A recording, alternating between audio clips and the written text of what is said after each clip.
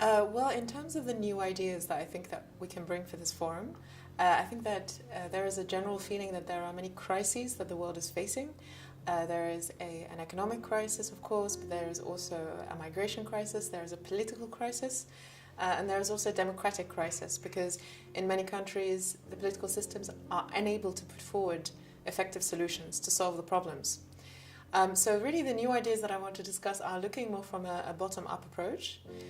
So rather than looking at the breakdown of the nation state as a problem that needs to be fixed, look at it also as an opportunity. That now civil society organizations, grassroots organizations have a bigger role. They can also contribute to proposing solutions, to building change, to building movements, to creating awareness among people. And for me, this is one of the reasons why we have seen the change that has happened. I'm from Tunisia. We had a revolution, which was made by people. So I think it's really important to create this idea of collective action. And obviously that needs to be built through ideas, through sharing, through education, through awareness.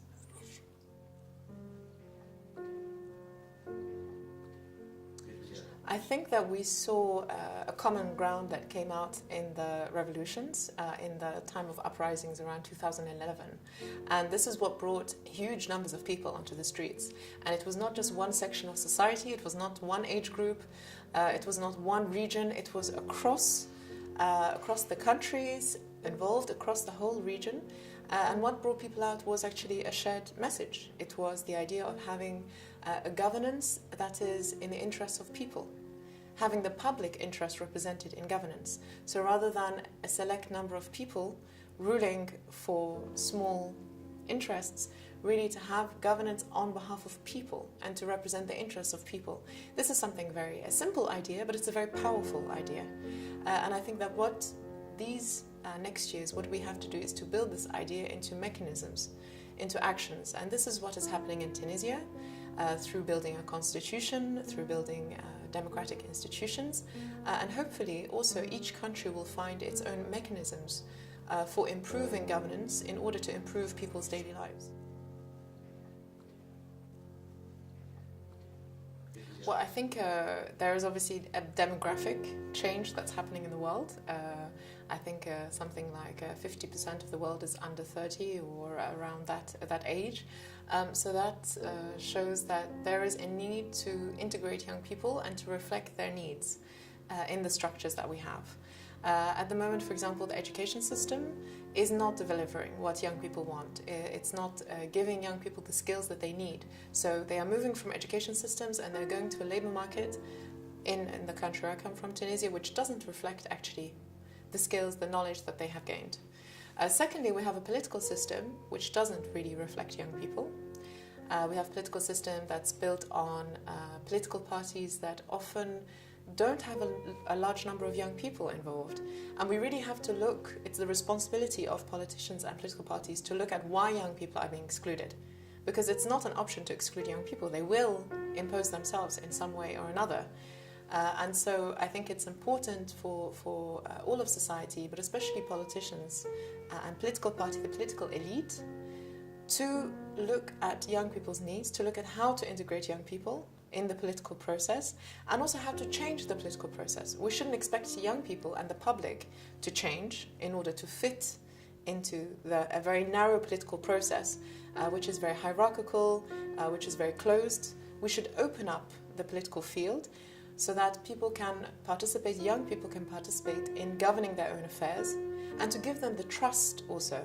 I think that's very important, to give them the trust and the space to be able to develop their political consciousness and their ideas, because the situation we have at the moment is that older people think when you grow up you can control things, and that's not how the world works. We have technological change that's happening. We have young people now who are actually understanding how technology works better than those older. So I think it's important to integrate young people in the political process and to give them the space to express themselves in the way that they want.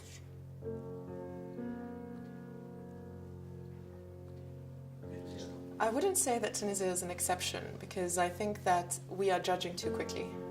So I don't think that any revolution, any political change has been evaluated, completed, assessed in 5 years. This is impossible.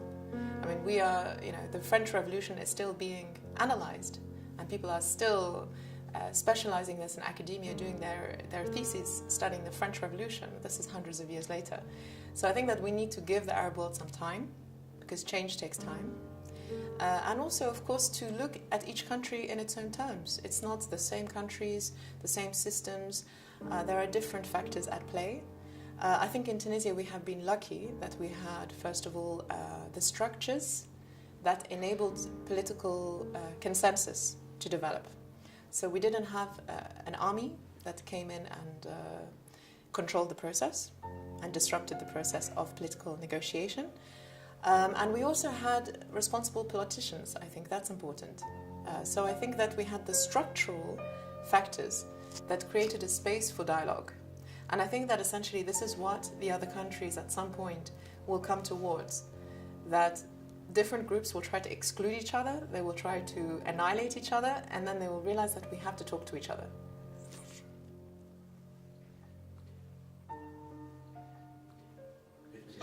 I think the Common Action Forum is a very interesting initiative.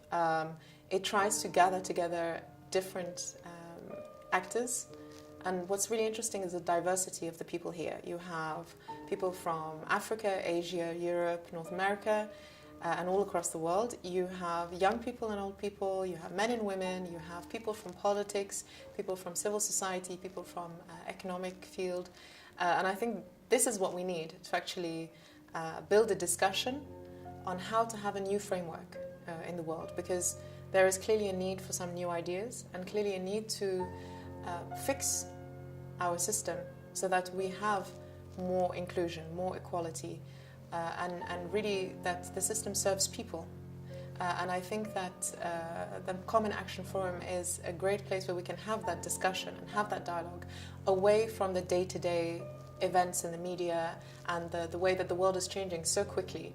This forum gives a place for analysis, and it gives a place for sharing very different experiences, but actually on a very common concern, which is how to make sure that the world is actually more inclusive, more equal, a more peaceful place.